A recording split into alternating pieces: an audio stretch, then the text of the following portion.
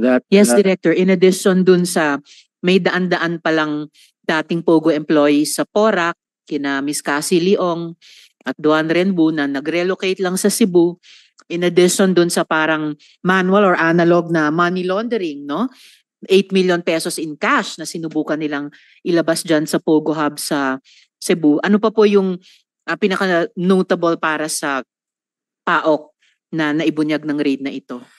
Yung isang kinasuhan po natin, si Ginoong Xiaolong, is actually one of our subject persons of interest dun sa Lucky South 99.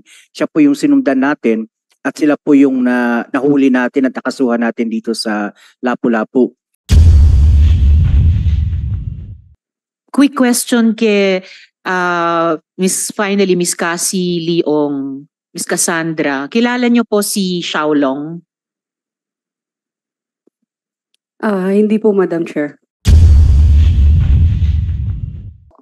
May ninong po. Bukod kay ninong mo na si Duan Renwu na tinatanong ngayon ni Senator Joel, yung Xiaolong na inulat ng PAOK sa Cebu ay konektado din sa Lucky South 99 at saka sa Whirlwind Corporation. Hindi ko po kilala, Madam Chair. That's impossible. Hindi po, Madam Chair. Paano po posible yon? Kasi binabanggit po si Xiaolong in connection pareho sa Lucky South 99 at sa Whirlwind Corporation. Mula sa simula, yun lamang yung sinasabi mong konektado ka. One more time, Miss Cassie, kilala mo ba si Xiaolong na associated hindi lamang sa Lucky South 99 kundi pati sa Whirlwind? And I remind you, you are under oath. Ito yung unang pagsagot mo sa amin, so magandang totoo yung isasagot nyo sa amin. Kilala nyo ba si Xiaolong? No po, Madam Chair. Quick question kay Miss Cassie Leong, Miss Cassandra. Kilala nyo po si Xiaolong? Hindi po, Madam Chair. Paano po posible yon? Kasi binabanggit po si Xiaolong in connection pareho sa Lucky South 99 at sa Whirlwind Corporation. Mula sa simula, yun lamang yung sinasabi mong konektado ka.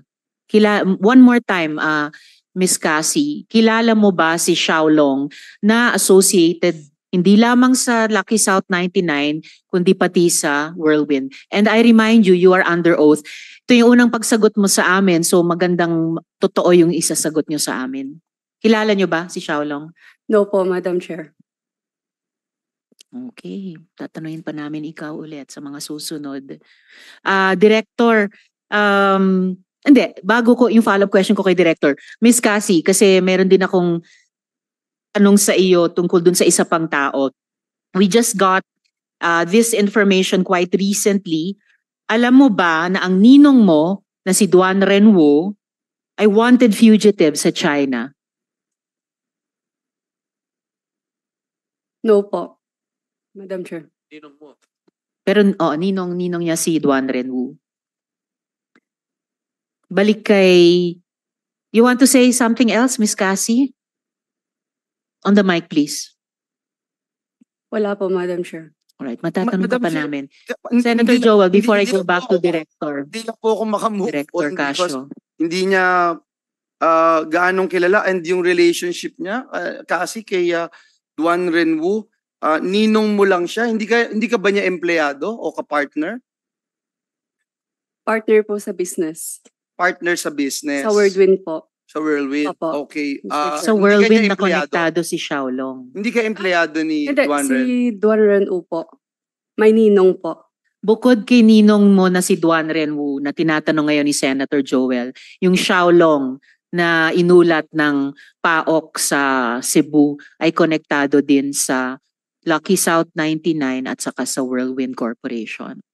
Hindi ko po kilala, Madam Chair. That's impossible since ikaw ang boss sa So kasi Whirlwind. Senator Joel. my question lang is dun lang sa Whirlwind kayo magka-partner ni Duan Renwu? You mean which? Sabi mo kasi magka-partner kayo sa Opo, negosyo. sa Whirlwind po. Whirlwind. Opo. Doon lamang wala na kayo ibang pinag-partneran? Like, No, you kung answer meron the kang negosyo question. ka, We ask the kung meron kang question. negosyo, meron ka pang ibang pinartneran, kung anong partner yon kasi magkasama kayo sa isang bahay, tama po ba? Kasi isa yung address nyo eh. Opo. So, Tama okay. po, So, Mr. Chair. hindi ko iniisip na magka-partner kayo, partner-partner, dahil kagaya ni Alicel, hindi ko iisipin yon. But other than that, ng Whirlwind, may ibang partner pa kayo ni Duan Renwu?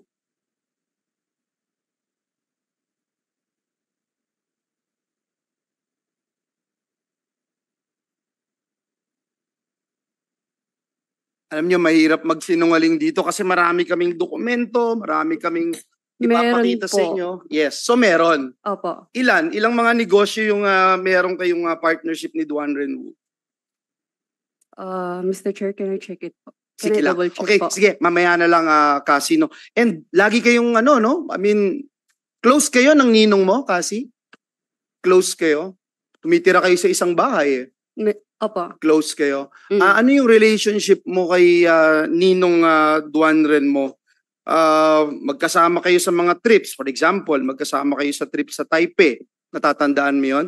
Kasama si alias Alice at si Sheila. Natatandaan mo yung trip na yun? Opo. Question ko lang, bakit siya yung napili niyong kasama? Si Ninong sa isang barkada trip. Normal ba yun? Kung kung ang relationship mo lang Ninong? Mr. Chair, speaking of Taiwan po, parang Chinese New Year po yata yun. Yes. Opo, tapos nag-aya po yung boyfriend ko, si Wesley Go, na pumunta po sa Taiwan. Tapos po niyaya ko po siya. Kaya nga, ang tanong ko, hindi ba, normal ba yun na magyaya ka ng ninong mo, kasama mo yung boyfriend mo, na kiniklaim mong boyfriend? Normal sa'yo yun? Ninong, sama ka, third wheel ka namin ng boyfriend ko. Hindi lang naman po kami, Mr. Chair. Kaya nga, normal Opo. ba yun? So normal sa'yo yun? And Chinese New Year's, tayong mga Pilipino, I'm sorry, hindi ko alam kung you're a real Filipino, hindi ka magse-celebrate ng gaya ng Chinese New Year nang hindi ka super close sa isang tao. Is that correct? You mean sino po yung hindi ko po? Si Duan Renwu. I'm talking about Duan Renwu. Close ko po siya. So close kayo talaga. Opo. So again, hindi mo alam, sabi mo that international fugitive siya, hinahanap siya, wanted siya sa ibang bansa, pero tumitira ka sa the same house with him. Yes po, Mr. Chair. Ang dahilan at sabay kayong umalis noong June 11, bakit hindi mo kasama si Duan Renwu? Bakit siya yung ang kasabay mo, hindi pala si Wesley na boyfriend mo noong June 11? Noong June 11 po, travel po going to Singapore po. Yes, bakit Opo. hindi si Wesley ang kasabay mo? Bakit si Duan Ren? Nagkaayaan lang po. Si Duan Renwu, alam mo na isang dating police officer, Chinese police officer, alam mo po yun? Yes po. Marami ba siyang tauhan na Chinese military officials na nagpunta rin dito sa Pilipinas? Sa pagkakaalam ko po, wala po. Meron po kasi, no, marami pong nandito at sila yung tinuturong notorious dun sa mga torture chambers, mga kidnapping at mga crimes that committed here. Bakit ka nasa Malaysia nga pala, Miss Cassandra, with the Guo siblings? Kasi hindi ka sumabay sa kanila papunta doon, di ba? Tama po, Mr. Chair. Bali po si Wesley Go po, nag-message po siya sa akin na magta-travel po sila going to Malaysia. Sinabi niyang tatakas sila. No. Hindi mo alam na tatakas si Sheila at alias Alice at si Sheila patungong Malaysia? No po, Mr. Chair. Sige po. Madam Chair, I will not take the time of our colleagues. I will just propound my questions later. Thank you. Salamat. Thank you din, Senator Joel. Last two questions ko sa PAOK, Yusek Cruz. Nung nakaraang hearing, nabanggit yung mga pangalan ni na Duan Renwu, Huang Ziyang at saka Zhang Jie. Pwede nyo ba kaming i-inform kung nasa saan itong tatlong tao ngayon? And magkakasama po ba sila?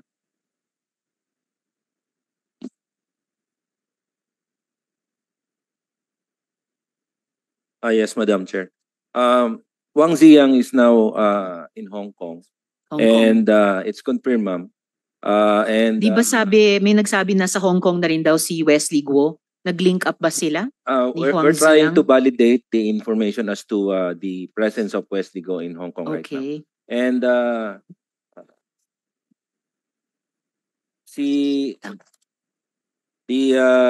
Mr. Duan Renwu, the former Chinese police officer, is now still in Malaysia. Malaysia. Indonesia, sorry ma'am. Indonesia. And Zhang Jie. is still in Singapore. The one who helped former Mayor Alice Go. Siya yung in ZJ Singapore. po na nag-reserve ng mga kwarto. Yes, ma'am. That's the initial ZJ is Xiang Ji. Nasa Singapore pa po. Yes, ma'am. Okay, so hindi sila magkakasama. Quick follow-up question kay Miss Cassie. Sina Wesley Guo at si Huang Ziyang ay nag-link up sa Hong Kong ngayon? Hindi ko po alam, Madam Chair. Or nasan ngayon si Wesley Guo? Hindi ko po alam. Hindi ka Sa tinatawagan, SP di ba, Pro Tempore. Madam Chair. Di ba boyfriend mo? Yes po, Mr. Hindi ka Chair. natatawagan kung nasan na siya. Hindi ka worried kung nasan siya. O baka napatay na siya o ano. Kung may nangyari na sa kanya. Mr. Chair, Are yung you not concerned about his safety? Yes. Miss Cassie. Mr. Chair, yung mga phone ko po is nasa MBI right now. So wala po kaming contact. And I have new phone pero wala pong other contact po. Don't you know his number? No, Mr. Chair. Paano nagtatawag ako? Hindi mo alam number niya? Hindi ko po memorize. Paano kayo Mr. Chair. siya tumatawag sa'yo? Siya tumatawag sa'yo before? Ba't di mo alam ang number niya? Posible naman. Mr. Chair, if ever na nagkatawagan, nakasave na. So, hindi ko rin po memorize. Alright. Yeah. Salamat, SP Pro Tempore. Huling tanong ko, Yusek Cruz sa PAOK. Well, lumalabas. Hanggang ngayon, lumalabas. Pinaglalaroan tayo ng mga dayuhang ito. Pinaglalaroan nila yung mga batas ng Pilipinas. Mula sa illegal na gawain, kabuuan ng POGO, hanggang sa torture, human trafficking, pati pagtakas mula sa otoridad. So, sino po sa pagkaalam ng PAOK, yung mga dati at kasalukuyang opisyal ng gobyerno ang lumalabas na tumulong at nakinabang sa buong sindikatong ito?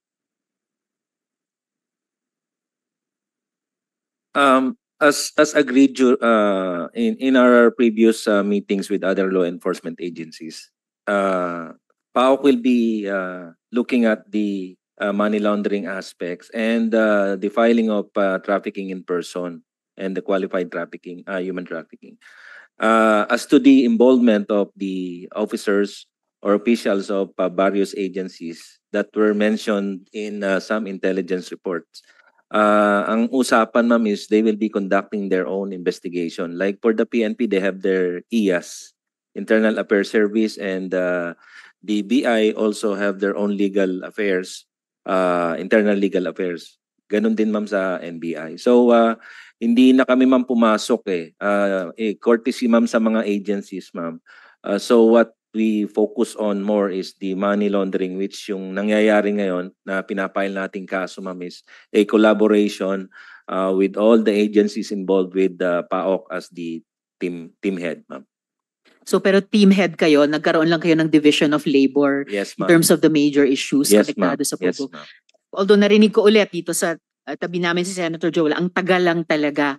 And I hope na yung sinasabi niyong siguro institutional courtesy sa pagitan yung mga ahensya will not fall again into yung extreme and unreasonable na compartmentalization which partly has led to this problem. Meron ba kayong kahit time frame kayo bilang team head na either ni-recommend nyo, napagkasundoan yung mga ahensya within which you will finish your investigations at ma-i-inform nyo sa publiko? Kasi kami dito sa Senado, malamang mauuna sa inyo.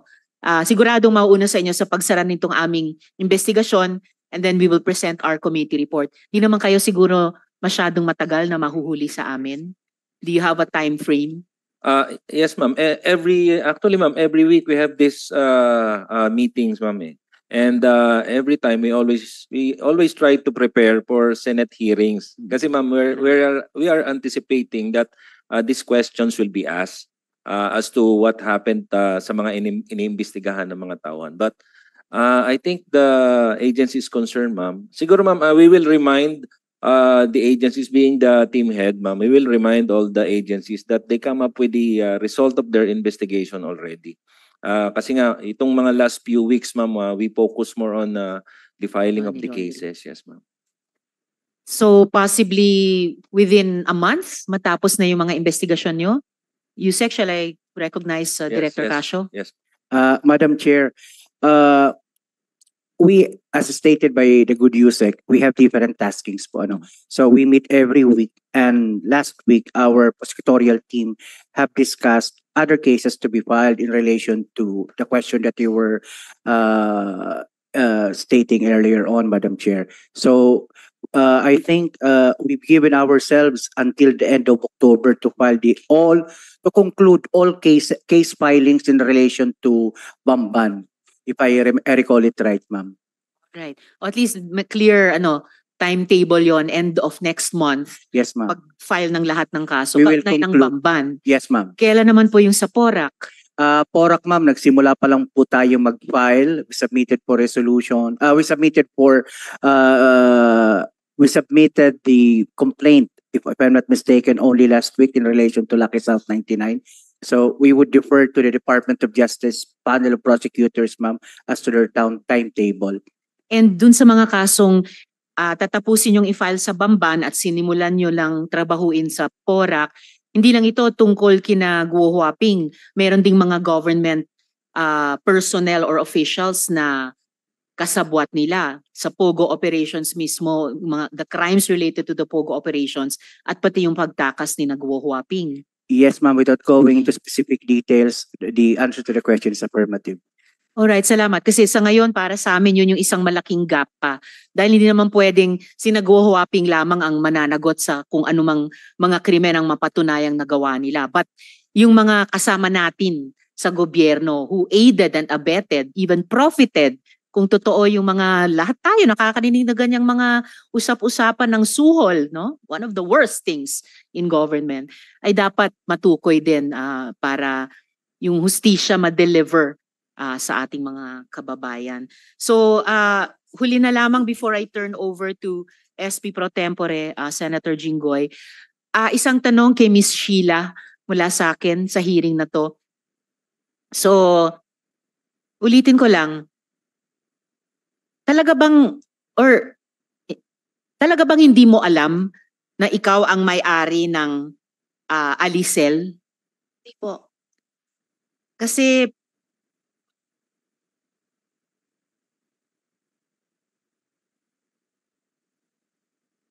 alright, and huling-huling tanong ko para sa iyo, Miss Sheila, sa hearing na to. Yung bahagi ng kwento mo na lumipat kayo mula sa small boat papunta sa big boat, paano kayo lumipat? Paano po? Paano kayo lumipat? Kasi hindi naman pwedeng mula sa small boat, lilipad kayo sa big boat. Pero nasa dagat kayo. So paano kayo lumipat from the small to the big boat? Mayroon kasi yung palang handanan ng bahaba. May hagdan. Opo. Ladder. Hindi ko alam kung ano tawag yun po. Yung hagdan ay dala sa small boat or galing sa big boat? Galing sa big boat.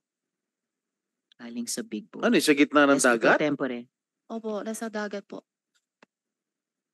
Sa gitna ng dagat, merong lumabas na ladder? Opo, yung galing sa malaki lamang. Tapos umakyat kayo sa ladder. Ganun ba? Opo, may naakyat po kami. Sa gitna ng dagat. Opo.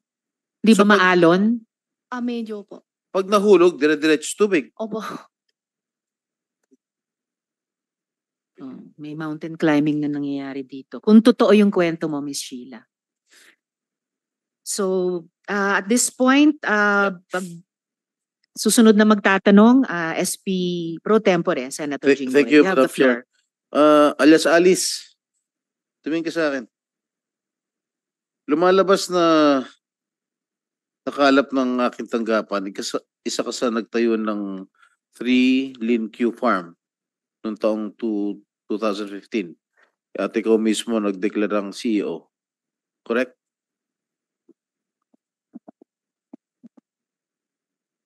Sen, may case po final po sa akin sa AMLAC. So, I invoke my right against self-incrimination po. Sorry po. May mga dokumento na eh. Pinapa-confirm ko lang sa'yo.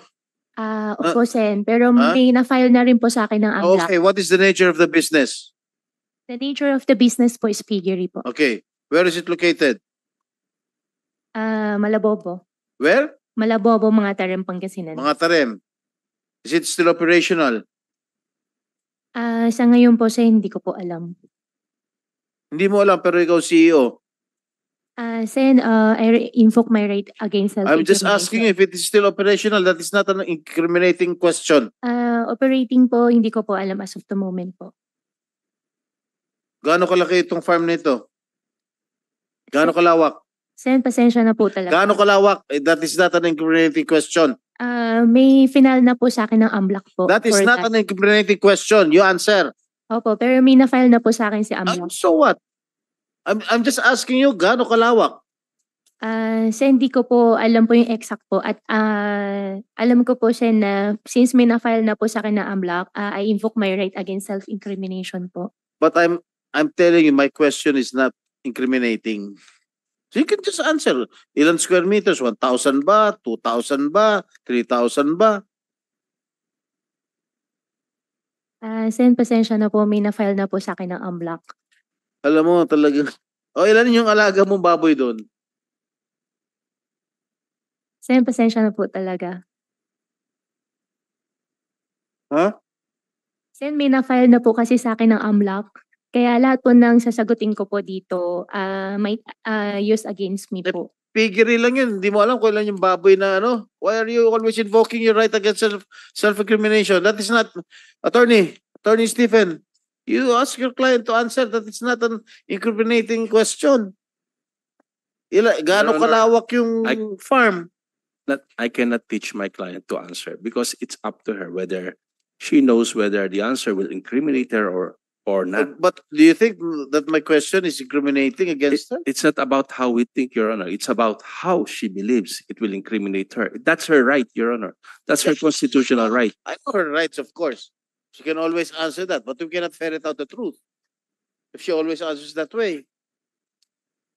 Meron bang business permit? Yung ano? Your Honor, sa ngayon po, hindi ko rin po alam. Kasi nag-ooperate ang yung 3 Lin Q Farm, wala kayong business permit, wala kayong sanitary permit, wala kayong fire safety inspection permit, wala kayong DNR permit. Oh. At bakit hindi mo dineclare yung 3 Lin Q Farm sa salin mo nung 2022 hanggang 2023?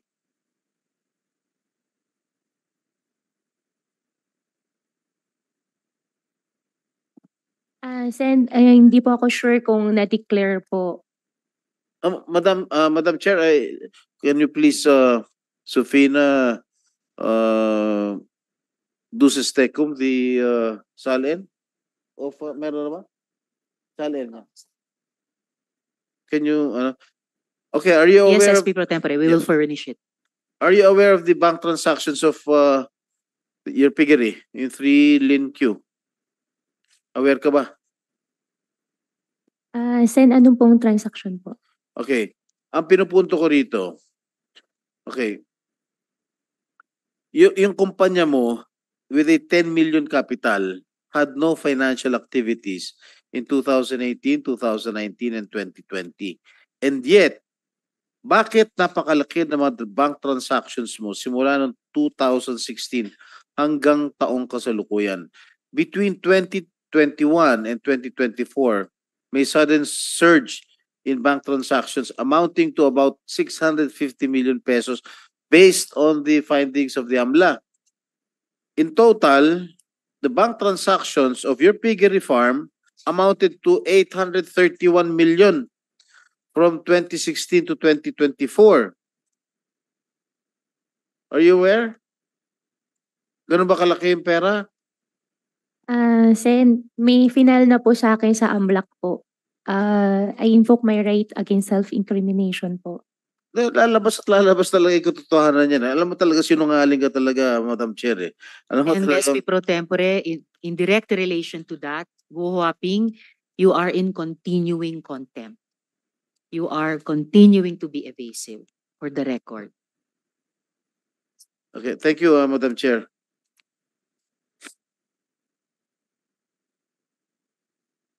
Oh, dito sa salin mo, you did not declare. Walang pangalan ng Thrillin Q Farm. Dito, sa salin mo. Sen, di po talaga ako sure kung, pero alam Hindi ko po nga, wala nga. I'm telling you, wala ka nilagay. You did not indicate it. In your salin, you want me to confront with these papers, with these documents?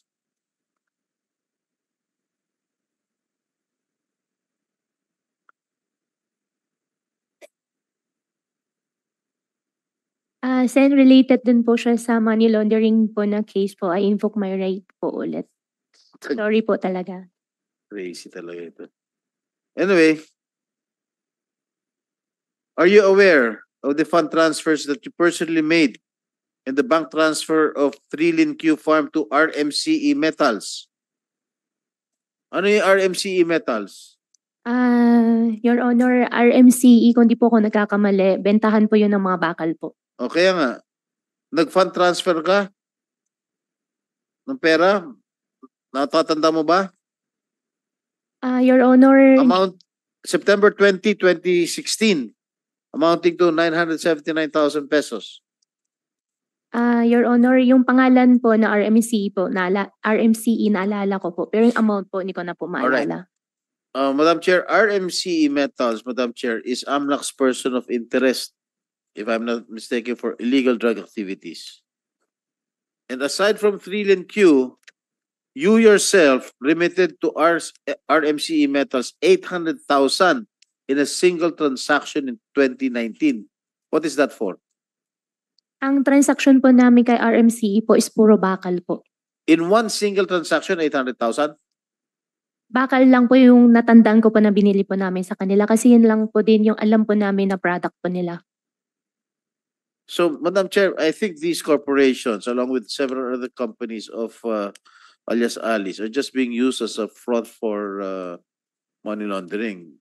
And there are several questionable and humongous bank accounts or bank transactions that are not backed up by their incomes and business activities. And I think AMLAC should take note of this. Sino ba representative ng AMLAC? Attorney Arnold. Yes, Your Honor. That's already part of our investigation, Your Honor. All right. Okay, Cassandra. What is your full name? Catherine Cassandra Leong po. Ilan taon ka na Mr. ngayon? 24 years old po. Birthday? May 23, 2000 po. Ano pangalan magulang mo? Ang mom ko is Lee Xia-ing. Ang dad ko naman I think is Richard. Hindi ko You po think? hindi ko po alam yung full name ng dad ko kasi hindi ko po siya nakasama. Yung nanay mo? Lee Xia-ing. Lee Xia-ing. Ong Ying. L-I-X-I-A-Y-I-N-G. Okay, saan ka pinanganak? Sa San Juan, Manila po. Ha? San Juan, Manila po. San Juan, Opo. Metro Manila. Opo. Kailan kababayan pala kita? Kailan kayo tumira sa San Juan? I think since until 2, 3 years old. Hindi ko po maaalala. 2001. Since nung doon ako pinanganak, I think po. Tapos, lumipat kami sa Binondo. Saan ka nakatira ngayon? Ngayon po, doon sa bahay sa Porac po. Bago ako umalis ng bansa. Sino kasama mo sa bahay mo? Si Ninong po. Doon sa bahay sa San Juan, may naalala ka Sa San pa? Juan po? Ha? Saan pong bahay? Sa San Juan po, Oo, Mr. Chair? may naalala ka pa? Bahay mo sa San Juan? Hindi mo alam kung saan ka pinanganak doon? Paano ka pinanganak? Hindi mo Hindi alam ko kung po paano alam. ka Ibig pinanganak? sabihin sa ospital ba, sa home birth ba, sa kumadrona? Sa Madrona tapos dinala po So sa hindi sa ospital. ospital. Yun ang, Tapos yun ang dinala po sa gusto kong ospital, tanungin. Mr. Chair. Hindi ka sa ospital pinanganak. Hindi po, pero dinala po sa ospital. Ano ospital? Wait lang po. I-confirm ko ulit yung address ng ospital. Kasi ilan lang yung ospital namin sa San Juan eh. Chinese Gen po, Mr. Chair. Ang layo naman nun. From San Juan, dinala ka ba sa Chinese General? Ng nanay mo? Hindi ko po alam sa kanya. Kasi base sa... Miss Cassie, alam ko first time mong humarap sa committee namin Opo. kasi nagmagandang loob kami sa doktor, no? Opo. Ng House of Representatives na nagsabing bumagsak ang blood pressure mo, kailangan mo ng 2-3 araw na makapaghinga sa ospital. Pinagbigyan po namin yon. First time yung sumagot sa amin. Opo. Sumagot kayo ng maayos po. Seryoso po itong mga tanong, hindi katatawanan. Ano po? Miss Cassie. Opo. Alright. Yes, Okay. Pro Tempore. Thank you. Thank you, Madam Chair. Base sa record ng birth certificate mo, pinanganak ka nga sa San Juan. Ito. At kasalukuyan mayor ako nun. No San Juan. Alright? Pinanganak ka through hilot by a certain Rosario Mendez. Alright? Nakalagay dito sa ano, dito sa certificate of live birth mo. At ang address na nakalagay ay 347 P. Mendoza Street, San Juan. Okay. Alam mo, matagal akong mayor doon, 7 na taon eh. Naalala mo anong barangay itong P. Mendoza Street? Hindi po, Mr. Chair. Okay. Inusisa at pinagtanong ng aking mga staff sa mismong barangay at sa mga residente na kinasasakupan nung sinasabi mong address na 347 P. Mendoza. Yun ay nasa barangay Ermitanyo. Kung may ganong address na nag-exist noon pa man. Ngayon, wala na raw ganyan number, house number, maski noon pa. Ngayon kasi, naging 2 digits na lang yung house number, pero ginagamit pa rin ng mga residente ang lumang 3-digit house number sa PB Mendoza Street. At wala rin nakakakilala na sinasabing manghihilot na nagngangalang Rosario Mendez. Alright? And also, I'd like to point out, Madam Chair, that the place of birth indicated in the certificate of live birth of is 345 P. Mendoza Street. Wala pong ganyang address o house number sa San Juan. Maniwala ka sa akin. Kabisado ko lahat ang kalsada ron. Madam Chair, it seems that the entries in the birth certificate of Cassie Ong are quite questionable. No? Walang manghihilot, walang Rosario Mendez, at wala rin yung address sa San Juan na nakalagay sa kanyang birth certificate. At isa pa, nung mayor ako ng San Juan, libre panganganak doon. Hindi kami gumagamit ng manghihilot. Libre panganganak doon sa mga health center. Nung mayor ako. At libre living doon pag namamatay ng mga tao ron. SP Pro Tempore, tanungin ko lang ang COMSEC kung nandito pa ulit ngayon ang PSA.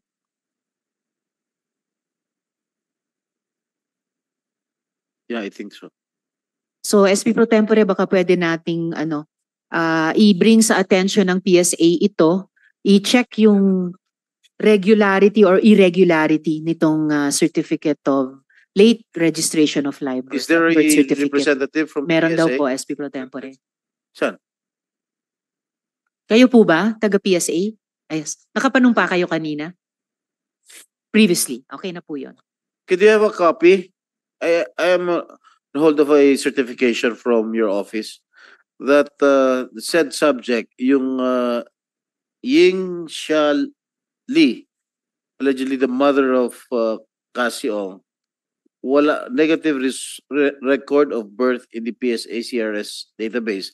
At yung Ying Xia Li and Richard Ong Chow Hong negative din ang record sa based on record of marriage in the PSA CRS database. Do you confirm this? That's confirmed, Your Honor. Because the parent, the mother is a Chinese, so hindi siya pinanganak talaga dito sa Pilipinas. The father allegedly was born as Chinese, but parang merong pinapakita in the Congress, in the House of Representatives, that the father was naturalized. So kaya yun yung nakalagay doon sa COLB ni Miss Cassie Leong. Kasi they have no record of their marriage in your database, even though their purported marriage indicated in her birth certificate happened in December 13, 1998. In Manila City Hall. This is another case of questionable birth certificate issued through late registration.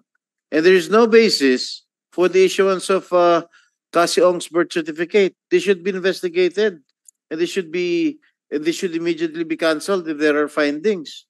Yes, Your Honor. We have already launched fact-finding investigation on the ground sa LCRO ng San Juan City. In fact, ongoing pa rin yung fact-finding. Ito, late registration. Pinanganak siya May 23, 2000. Niregister May 16, 2001. Mayor pa ako nito. Itong mga pumirma, mga empleyado ko ito, kilala ko itong mga ito. This has to be investigated thoroughly. Yes, Hindi Your naman Honor. pwedeng laging dami naman mga Chinese dito, late registration lahat. Yes, Your Honor. That's one of the individuals na binabantayan ng PSA and are already subject of investigation, including yung mga iba pang mga may information po kami sa ibang LCROs din.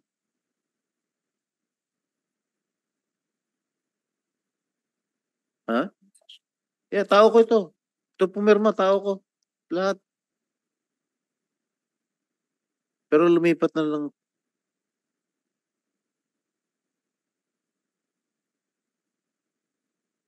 Hindi, ito siya na-stroke na eh. Pero loyal pa. I'm done, Ms. Madam Chair. Thank you, SP Pro Tempore. Ngayon pakikinggan natin, magtatanong na ang Majority Leader, Senator Francis. You have the floor. Part 2. Is there anybody here from the Department of Justice? Meron po, Prosecutor Gatdula. Good afternoon, Madam Chair. Good afternoon, Your Honors. Nothing to do with the facts, but what transpired and what will still happen. Thank you for filing another case involving human trafficking, UTIP. I think that was filed yesterday. Your Honor, actually, the qualified trafficking in persons for PORAC was filed last week. Last week. Yes, Your Honor. Understand it was filed before the Regional Trial Court of Pasig. Your Honor, the resolution of the Supreme Court allowing the transfer of the cases against the rules. I think you're referring to the resolution of the Supreme Court issued yesterday. It was released last September. So, yes, last September 13. consolidating all the cases in one regional trial court in Pasig. Yes, Your Honor. Okay. And that involves Ms. Alice Go. Yes, Your Honor. And the difference between the case filed, which is now properly lodged with the Valenzuela Regional Trial Court, which is branch 282, and the one filed in Pasig, which is a violation of Republic Act 10364, is that the one filed in Pasig is a non-bailable case. Yes, Your Honor. The one filed in Valenzuela is bailable. Yes, Your Honor, because that's the graph, Your Honor, please. which was filed by the Ombudsman, Your Honor, please. And then, is there a possibility of having both cases consolidated? Your Honor, we believe, Your Honor, please, it would be difficult to consolidate both cases considering that it tackles different matters, Your Honor, please. Because the one that was filed by the Ombudsman pertains to a complaint filed by the Department of Interior Local Government, Your Honor. And then the one filed by the DOJ, The one filed by the DOJ, Your Honor, please, pertains to the complaint filed by the PAOK and the CIDG and the NBI, Your Honor. but are you aware of Section 2, Rule 119 of the Rules of Court, which I will try to quote? Charges of offenses founded on the same facts or forming part of a series of offenses of similar character may be tried jointly at the discretion of the court. We submit, Your Honor, please. However, Your Honor, please, considering that we believe, Your Honor, please, then the complaint of the DILG, it only pertains to the licenses issued Licenses concerning the operation operations, of, Your Honor. Yes, Your Honor. and the one filed by the DOJ concerns The ones involving trafficking, Your Honor, please, and trafficking trafficking in persons. within, outside the Banban Yes, Your Honor. Pogo Hub. Yes, Your Honor. So we're now looking forward to commonality of facts. Perhaps this will now depend on the discretion of the court, the efficiency of judicial management. So there is a possibility, my dear colleagues, that this would be consolidated in one court. We will. There is a possibility. Yes, Your You're Honor. not the judge. Yes, Your We will Honor. give you a C. Yes, Your Honor. There's a possibility, Your Honor, please. We could raise that matter to the Secretary of Justice, Secretary Remulla, and possibly file another request before the Supreme Court for change of venue, Your Honor, please. Ito namang paulit-ulit na sinasabi ni Ms. Sheila Go as well as Ms. Alice, yung kanina huling na tanong na yung huling sinabi niya kanina, meron daw hagdanan. Meron yung dating narinig ko, yung huling hearing, merong bintana. It is as if they're trying to maintain that the mode of quote-unquote escape from the Philippine authorities was through a vessel. Tama? Sumakay daw sa dagat. Hindi ko na sila tatanungin na paulit-ulit na tayo doon eh. Sumakay sa dagat, sumakay sa sasakyang pandagat, sumakay sa yate, lumipat sa isang sasakyang pandagat, dumaan sa mga isla palabas ng Pilipinas. So, siguro bibigyan ito na yung midterms mo.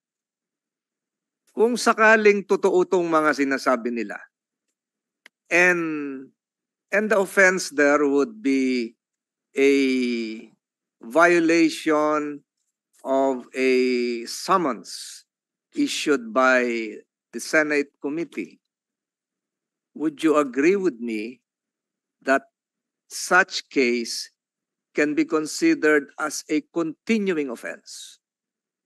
Okay, if it is a continuing offense, the nature of a continuing offense is that where it was initiated, where it started, where it continued, and where it was, where it ended. Yun yung continuing offense. So ibig ko sabihin ganito, kung tama yung sinasabi nila na dito dumaan, sumakay sa yate, sumakay sa barko, palipat-lipat, in any of the jurisdictions where they passed, any court can assume jurisdiction. And Yes, Your Honor. for that matter, the violation took place in any place as part of that escape route. Is that correct? Yes, Your Honor. Okay. So, ang ibig sabihin, pagpatuloy pa rin tong kanilang pagmamatigas ng ulo na sinasabi doon sila dumaan, naririnig ako ng mga abogado nila, that would not prevent the Department of Justice from filing a necessary offense violation in a venue where which is part of their escape route. And I'm saying this, perhaps in the confines and convenience of their present detention facilities, akala nila safe na safe sila. Paano kung i-file nyo yung kaso nitong sinabi kong isa, yung sa continuing offense? Final nyo sa Sulu, RTC. Final nyo sa Tawi-Tawi. Doon mapapalagay si Ms. Sheila Go sa Sulu. Yes, sa Your Sulu Honor. Detention Facility. Yes, Your Honor. Kaibigan ko mga tiga-Sulu, pinaglalaban ko nga yung budget nila kasi tinanggal sila sa BARM. So, may posibilidad na doon nyo i-file yung isang kaso sa Sulu o sa Tawi-Tawi. Yes, Your Honor. There's a possibility. So ngayon, kung yun ang dinidiinin na Ms. Sheila Go at Ms. Alice Go na talagang sumakay sila sa sakyang pandagat, baka siguro magising-gising sila dahil pwede pala silang ikulong sa Sulu o sa Tawi-Tawi. Tama? Yes, Your Honor. Ms. Sheila Go. Sabi ko, hindi ako magtatanong sa inyo eh. Talaga ba sumakay kayo sa mga sasakyang pandagat? Opo. Narinig mo yung sagot ng prosecutor. Hindi ko masyado po intindi. Mas malapit ka kaysa sa akin. Di ba, Le? So, tanungin ko na lang si Miss Alice Go. Narinig mo po yung tanong ko? Opo, Sen. Yung pa rin yung sagot nyo na hindi kayo sa eroplano, sa barko kayo sumakay. Opo, Sen. Ayun. Sa barko po talaga kami sumakay. So payag kayong makulong ma-detain sa detention facilities, ma-file na ng kaso sa Regional Trial Court ng Sulu or Tawi-Tawi. Malayo na yun dito. Barko po yung sinakyan po Hindi, naman. payag kayong doon ma-detain sa Sulu. Mahirapan na yung abogado mong pumunta ron. Okay lang sa'yo yun? Wag naman po sana. Ay kaya gusto namin magsabi ka ng totoo eh. Ano ba talaga yung sinakyan? Kasi makakatulong din sa inyo yon. So ayaw mo, wag naman sana. Wala na makakadalaw sa'yo doon. Hindi ka na malalapitan ng mga abogado mo. Tsaka siguro, iba na yung mga security officers mo doon. Malayo-layo na yon. So, DOJ, take note of that. Prosecutor. Yes, Your Honor.